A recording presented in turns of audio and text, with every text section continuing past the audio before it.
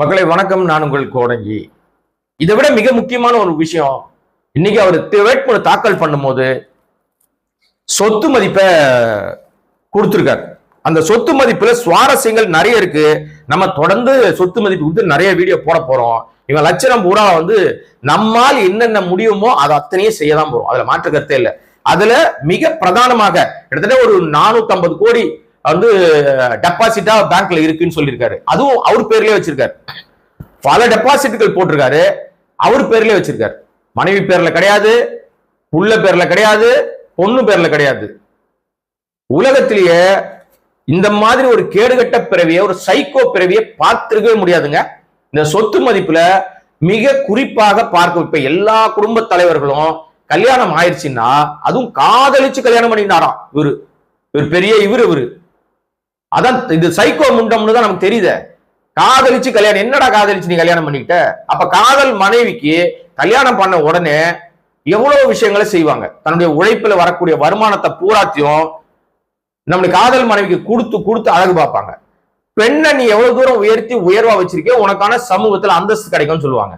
மனைவியை எப்படி அடையாளப்படுத்துறாங்களோ அப்படிதான் உனக்கான அடையாளம் கிடைக்கும்னு சமூகத்துல சொல்லப்படுகிற சொலையாடல்.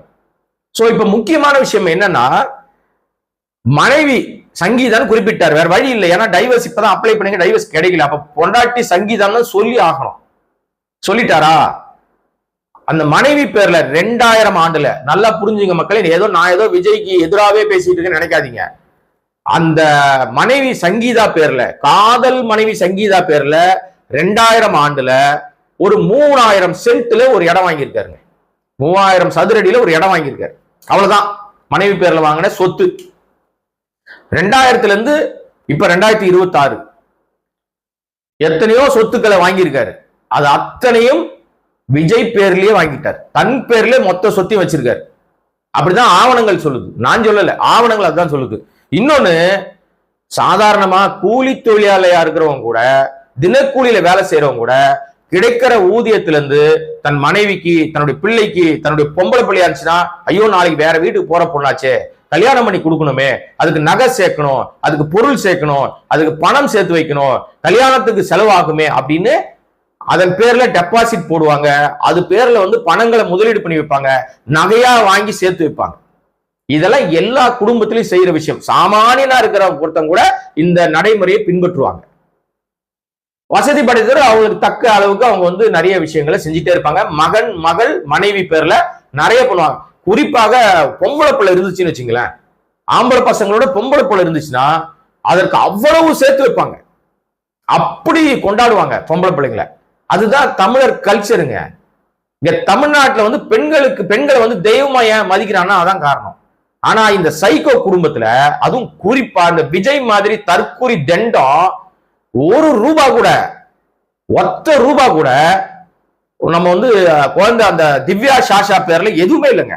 ஒரு டெபாசிட் கிடையாது, ஒரு வைப்பு நிதி கிடையாது, ஒரு பெருசா நகை இருக்கிற மாதிரி கணக்குல இல்ல. நான் சொல்றதெல்லாம் கணக்குல இல்ல. நீதானே பெத்த, நீதானே அப்ப. புள்ள ஜேசன் சஞ்சய், அவர் பேர்லயும் ஒண்ணுமே இல்ல. வங்கியில சில ஆயிரங்கள் தான் காசு இருக்குன்னு கணக்கு காட்டியிருக்காரு. பொண்ணு பேர்ல சில லட்சங்கள் கணக்கு இருக்கு. அதுவும் ஒரு 1 லட்சம் 2 லட்சமா 3 லட்சமா தான் கணக்கு காட்டியிருக்காரு. என்னடான்னா உச்சத்தை விட்டுட்டு வந்துட்டாராம்.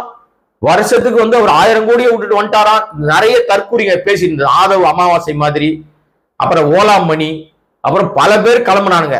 இவர் வருஷத்துக்கு 1000 கோடி சம்பாதிக்கிறத விட்டுட்டு, எல்லாத்தையும் விட்டுட்டு இங்க வந்திருக்காரு, உங்களை தேடி வந்திருக்காரு. பூரா பித்தலாட்டம் தெரிஞ்சு போச்சா? இப்ப பொண்ணு பேர்ல ஒண்ணுமே கிடையாதுங்க.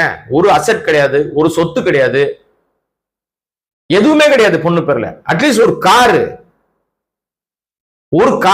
5-6 கார் வச்சிருக்கதா கணக்கு காமிக்கிறாரு. ஒரு டிவிஎஸ் 50 கூட இவன் பேர்ல தான் வாங்கியிருக்கான். விஜய் பேர்ல தான் இருக்கு டிவிஎஸ் 50 கூட. அதுவும் போன வருஷம் வாங்கியிருக்கான், போன 2024 25.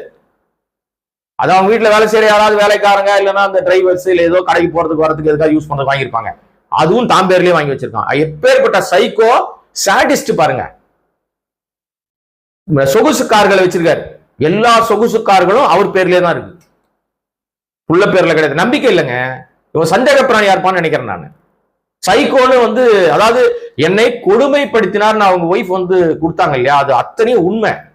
பொருளாதார தடை ஏற்படுத்தினார்னு சொன்னாங்க இல்லையா, அவங்க கையிருப்பாக ஏதோ சில 1,00,000 குறைவாதான் காசு இருக்குன்னு கணக்கு காட்டியிருக்காரு. அவங்க சொத்து மதிப்புன்னு சிலதெல்லாம் காமிக்கிறாரு. இப்ப அவங்க சொத்து மதிப்பு எப்படி நிக்க, அவங்களுக்கு வருமானமே இல்லைன்னு காமிக்கிறாரு. வருமானமே இல்லாத ஒரு பெண் உன்னை நம்பி உன்னுடைய மனைவியாக 27 வருஷம் குடும்பம் நடத்தினவங்க வருமானமே இல்லாம இருக்காங்கன்னா நீ தானே பணம் கொடுக்கணும் அவங்களுக்கு. நீயே அசிங்கப்பட்டு நிக்கிறிய. இப்ப அவரே சொல்லி அவரே கேவலப்பட்டிருக்காரு.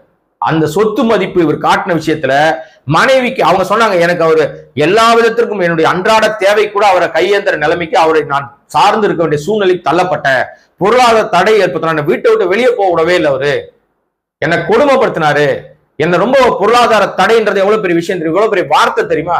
அதுவும் இந்த மாதிரி வந்து மிக வசதியான வாழ்க்கையிலிருந்து வந்த பெண்மணிக்கு பொருளாதார தடை, கையில காசு கிடையாதுங்க செலவுக்கு. அவங்க எங்க போவாங்க, புருஷனால கேட்பாங்க, கொடுக்கவே மாட்டாங்க போல இருக்கு. அதுவும் தெரியுது இப்ப.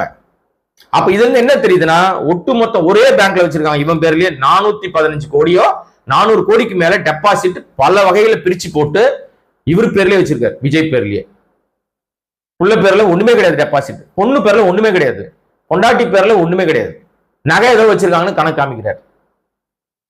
இதுல வேற பெரிய கொடூரம் சொல்றேன் கேளுங்க. இதெல்லாம் கூட வந்து இதுல இருந்து சைக்கோன்னு தெரியுது. இதை விட பெரிய கொடூரம் அந்த குடும்பம் இருக்குல்ல, அதாவது அப்பா சந்திரசேகர், அம்மா சோபா, அப்புறம் வந்து மனைவி சங்கீதா, மகன் சஞ்சய், திவ்யா சாஷா, இந்த 5 பேர் அடங்கிய இந்த குடும்பம் இருக்குல்ல, அது விஜய்க்கு கடங்காரங்களாம்.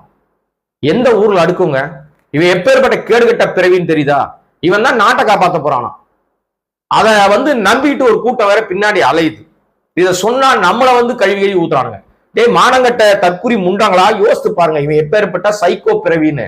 தன்னுடைய குடும்பத்துக்கு மனைவி சங்கீதா எவ்வளவு கடகாரம் தெரியுமா, எவ்வளவு கடன் அதுல குறிப்பிட்டிருக்காருன்னா 12 கோடியே 60 லட்சம் ரூபாய் கடன் கொடுக்கணுமா சங்கீதா. மனைவி 27 வருஷம் குடும்பம் நடத்தி 2 பிள்ளை பெற்ற மனைவி இந்த விஜய்க்கு கடன் கொடுக்கணுமா, 12 கோடியே 60 லட்சம் ரூபாய் கடன். அவங்க அப்பா சந்திரசேகர் அவர் ஒரு 3 கோடியே 2 லட்சம் ரூபாய் கடன் கொடுக்கணுமா பிள்ளைக்கு, பெத்த பிள்ளைக்கு அவர் கடன் கொடுக்கணுமா. அம்மா சோபா சந்திரசேகர் அவங்க 87 லட்சத்து 12,000 ரூபாய் கடன் கொடுக்கணுமா. அடுத்தது மகன். இங்கதாங்க ஏன் நம்ம சம்பாதிக்கிறதெல்லாம் யாருக்குங்க, நம்முடைய வாரிசுகள் நம்முடைய பிள்ளைகளுக்கு தானே நம்ம சம்பாதிக்க. ஓடி ஓடி உழைச்சாலும் யாருக்கு அதை கொடுத்துட்டு போவோம், நம்ம பிள்ளைகளுக்கு தானே கொடுத்துட்டு போவோம். அவன் தாங்க நல்ல அப்பன், நல்ல குடும்பஸ்தன், நல்ல புருஷன். இவன் எதுவுமே கிடையாதுங்க. கள்ள உறவு வச்சுக்கிட்டு ஒரு நடிகை பின்னாடி சுத்துறவன் எப்படிங்க பிள்ளைகளுக்கு கொடுப்பான். இப்ப பாருங்க, ஜேசன் சஞ்சயோட கடன் 8,78,000 ரூபாய். பெத்த அப்பா கிட்ட அப்பாவுக்கு பையன் கொடுக்க வேண்டிய கடன் கணக்கு காமிக்கிறேன். நீ எல்லாம் ஜென்மமா சோத்துல உப்பு போட்டு தான் சாப்பிடுறியா நீ, புரியவே இல்லை எனக்கு.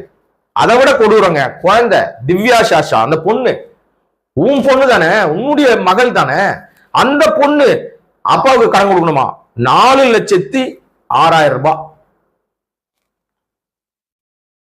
இந்த விஜய் தான் தன் குடும்பத்தையே கடனாளியா காட்டிருக்கிற இந்த விஜய் தான் உச்சத்தை விட்டுட்டு வந்துட்டாராம். ஏராளமான வழிகளை தாண்டாராம். என்ன ஆணி புடுங்குற வழி உனக்கு இருக்கு சொல்லு.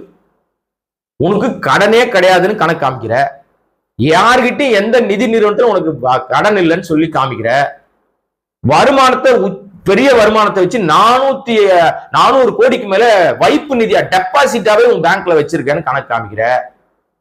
அப்ப உனக்கு எந்த பிரச்சனையும் கிடையாது. எல்லா அசட்ஸும் உன் பேர்ல தான் இருக்கு. அசையும் அசட்டா இருந்தாலும் சரி, அசையா சொத்துக்களா 10 இடங்கள்ல வீடு வச்சிருக்காராம், எஸ்டேட் வச்சிருக்காராம் கொடைக்கானல் எல்லாம். இதெல்லாம் கணக்குல எல்லாமே இவர் பேர்ல தான் இருக்கான். பொண்டாட்டி பேர்ல கிடையாது, புள்ள பேர்ல கிடையாது, பொண்ணு பேர்ல கிடையாது, அப்பா அம்மா கூட விட்டுருங்க. நீங்க சோபா சந்திரசேகர் அவர்களையும் கூட விட்டுடலாம். ஆனா அனைத்து சொத்துக்களும் குடும்ப தலைவனாக இருக்கிற அதாவது நல்ல குடும்பத்தை சேர்ந்தவன், ஒரு நேர்மையான அப்பா, நல்லவன் சம்பாதிக்கிற சொத்து அத்தனையும் தன் மனைவி பிள்ளைகளுக்கு தான் வரும். அதை நீங்க ஒத்துக்கினீங்கன்னா நீங்க கமெண்ட் பண்ணுங்க, எனக்கு ஒன்றும் பிரச்சனை இல்லை. இப்ப நான் வந்து இப்ப விஜய் இப்படி சொல்லுவதனால எனக்கு எந்த லாபமும் இல்லை, எந்த நஷ்டமும் இல்லை. அவனை அடையாளப்படுத்த வேண்டிய கடமை எனக்கு இருக்கு, அதனாலதான் அடையாளப்படுத்துறேன். இப்ப ஏற்பட்ட கேடுகட்ட பிறவி உங்க முன்னாடி வந்து நின்னுகிட்டு நான் உங்களுக்காக வந்திருக்கேன், உச்சத்தை விட்டு வந்திருக்கேன். இப்ப என் சொத்து கணக்கு காட்டுறதுல எனக்கு சந்தேகம் இருக்குங்க. இவங்க எல்லாம் சொன்னாங்களா 1000 கோடி விட்டாரு, அவர் வந்துட்டாரு, ஒரு படத்துல 200 கோடி வாங்குறாருன்னு. 96 படம் நடிச்சிருக்காருங்க. இப்ப என்ன சொத்து மதிப்பு காமிக்கிறாரு? கிட்டத்தட்ட ஒரு 600 கோடி. ஏப்பா நீ 3 படத்தோட சம்பளம் பாத்து, அப்ப மிச்சம்லாம் அது பூரா டுபாகூரா இல்ல பினாமில வச்சிட்டியா? அப்ப தேர்தல் கமிஷனே விபூதி அடிச்சிட்டியா? தேர்தல் கமிஷனுக்கு அரசுக்கு விபூதி அடிச்சிட்டியா? அப்புறம் நிறைய பேர் சொன்னாங்க அது ரோல்ஸ் ராயல்ஸ் கார் கணக்குல வரலங்க. அது வராது, ஏன்னா அது வித்துட்டாரு இவரு, அது கணக்குல வராது. நிறைய பேருக்கு தெரியல. ஊடகத்துல பேசுற நிறைய பேரும், மெயின் ஸ்ட்ரீம் சேனல்ல பேசுற செய்தியாளர்கள் கூட அந்த விவரம் தெரியாம பேசுறாங்க. அந்த ரோல்ஸ் ராயல்ஸ் காரை அவர் எப்போ வித்துட்டாரு? ஏன்னா அது அந்த பிரச்சனை வந்தது. அதை நீ அதுக்கு வரி, இறக்குமதி வரி கட்டணும்னு ஒரு பிரச்சனை வந்தப்பவே அது ராசி இல்லாத கார்னு நினைச்சிட்டாரு போல இருக்கு. அதனால அந்த காரை அவர் எப்போ வித்து விட்டார், அதனால அது கணக்குல வராது. ஆனா இப்ப சொத்து வித்தேன், எனக்கு இதுல வந்துச்சு, அதெல்லாம் கணக்காட்டலங்க. இந்த பல பேர் உருட்டுனா பாருங்க, இந்த முட்டு கொடுக்குற மூதேவிங்க எல்லாம் விட்டுச்சு நிறைய. அவரு சொத்தை வித்து கட்சி நடத்துறாரு, சொத்தை வித்து இதை பண்ணிட்டு இருக்காருன்னு புழுவுனானுங்க. பூரா பொய்ன்றது இப்ப சொத்து மதிப்பில் தெரிஞ்சு போச்சு. எந்த இடத்துலயும் நான் சொத்தை வித்தேன், அதுல இருந்து எனக்கு இந்த காசு கிடைச்சுன்னு சொல்லவே இல்லை. இதுல வேற கொடூரம் என்னன்னா, இவரு எல்லாத்தையும் விட்டுட்டு வந்துட்டேன், நான் ரொம்ப அப்படியே உங்களுக்காகவே இறங்கி வந்துட்டேன் அப்படின்னா குடும்பத்தையே விட்டு வந்துட்டாரு. அது வெளிச்சத்துக்கு வந்துச்சா? ஆனா பாத்தீங்கன்னா இவர் சொர்க்கபுரி வாழ்க்கை தான் வாழ்வாரு. தனி விமானத்துல தான் போவாரு, பயணி விமானத்துல போக மாட்டார். சொர்க்கபுரி வாழ்க்கை. அப்புறம் எங்க போனாலும் நட்சத்திர வாழ்க்கை தான், சொகுசு பங்களா வாழ்க்கை தான். நீ எலைட் அரசியல் எல்லாம் பண்ணிக்கலாம், ஜெயிக்க முடியாது தம்பி. நீங்க இன்னொரு விஷயம், முக்கியமான விஷயம், இப்படி பேசி பேசி பொய் தான் சொல்வதை உண்மையாக்க முயற்சி எடுத்துற விஜயனுடைய பித்தலாட்ட அரசியல் இன்றைக்கு அம்பலமாயிருக்கு சொத்து மதிப்பை போட்டதுனால. இன்னும் அதை பத்தி பேசுறதுக்கு நிறைய விஷயம் இருக்கு. நேரம் கருதி நான் இன்னொரு வீடியோல நான் அந்த விஷயங்கள்லாம் பேசுறேன். இந்த தற்குறிய அடையாளம் கண்டு கொள்ளுங்கள். அதனாலதான் விஜய்க்கு ஓட்டு போடாதீங்கன்னு சொல்றேன். நான் விஜய்க்கு போடுற ஒவ்வொரு ஓட்டும் நீங்களே உங்க கண்ணு முன்னாடி அதை குப்பை தொட்டியில போறதுக்கு சமம். அதுல என்ன பயன்படும்? குப்பைக்கு போடுற இது வேஸ்ட் தான் போகும், பயன் இல்லை. அதனால விஜய் ஒரு பித்தலாட்ட பெருவழி, ஏமாற்று பெருவழி. குடும்பத்தையே பார்க்காதவன் நாட்டு மக்களுக்கு அண்ணனா இருக்க முடியாது, மாமனா இருக்க முடியாது, அண்ணன் சீர் செய்ய முடியாது, அக்கா தங்கச்சி எல்லாருக்கும் நான் உங்களுக்காக வந்திருக்கேன்னு சொல்றதெல்லாம் பித்தலாட்டம். ஆனா நம்பாதீங்க. மீண்டும் வேறொரு சந்தர்ப்பத்தில் வேறொரு வீடியோல சந்திக்கிறேன். அதுவரை சப்ஸ்கிரைப் பண்ணாம பார்த்துட்டு இருக்க அன்பு நண்பர்கள் சப்ஸ்கிரைப் பண்ணீங்கன்னா இன்னும் பல்வேறு விஷயங்களை தெளிவாகவும் விளக்கமாகவும் பேசுவதற்கு வாய்ப்பாக அமையும். நன்றி, வணக்கம்.